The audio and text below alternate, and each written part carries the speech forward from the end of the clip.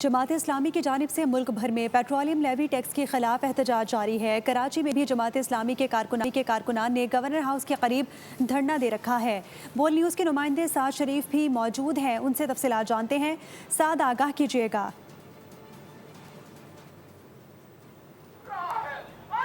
دیکھیے جی، اس وقت میں گورنر ہاؤس کے باہر موجود ہوں، جہاں احتجاجی دھرنا ہے تقریباً پچھلے 4 گھنٹے سے جاری ہے، اور جماعت اسلامی کی آج پورے کراچی کے مختلف اضلاع سے نکالی گئی جو ریلیاں تھیں، تمام ریلیاں جو ہے وہ ایک جگہ پر جمع ہوئی۔ کراچی پریس کلب کے قریب مسجد خضرہ ہے، سب سے پہلے وہاں پر جمع ہوئے، نماز عصر ادا کی، جس کے بعد گورنر ہاؤس کی طرف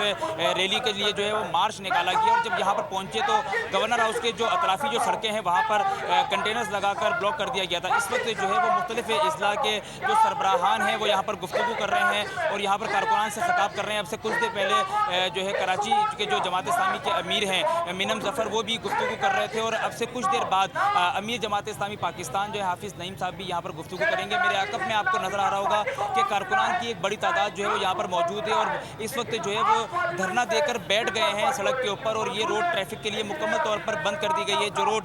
گورنر ہاؤس سے PIDC کی طرف جاری ہے، سڑک کو بند کر دیا گیا ہے، جبکہ جو ٹریفک کی ڈائیورشن ہے اس کو اگر بات کر لی جائے، جو گورنر ہاؤس سے شارع فیصل سے جو میٹرو پول سے ٹریفک آتا ہے، میٹرو پول سے ٹریفک کو ڈائیورٹ کر کے اب جو ہے پریس کلب چورنجی سے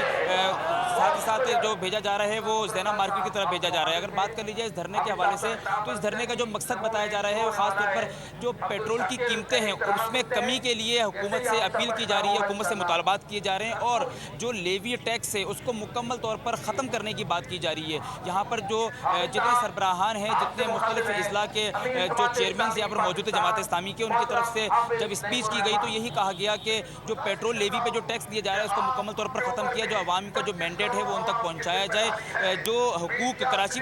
والوں کو نہیں مل رہے ان کے اوپر بات کی جا رہی ہے۔ پھر ان حقوق میں چاہے پانی کی بات ہو یا پھر گیس کی بات ہو یا پھر شہر کے ٹوٹے پھوٹے انفراسٹرکچر کی بات ہو یا پھر کراچی کے نوجوانوں کی نوکری کی بات ہو، ان تمام جو مسائل ہیں ان کے اوپر یہاں پر گفتگو کی جا رہی ہے، اور یہاں پر شدید نعرے بازی کی جا رہی ہے، نغمے پڑے جا رہے ہیں، اور ابھی بھی آپ میرے عقب میں دیکھ سکتے ہیں کہ اس وقت ایک اسپیچ جب ختم ہوتی ہے۔ کراچی کا گورنر ہاؤس کے باہر دھرنا جاری ہے۔ ملک بھر میں پیٹرولیم لیوی کے خلاف جماعت اسلامی نے دھرنے کا فیصلہ کیا تھا۔ سعد شریف ہمیں آگاہ کر رہے تھے، آپ کا بہت شکریہ۔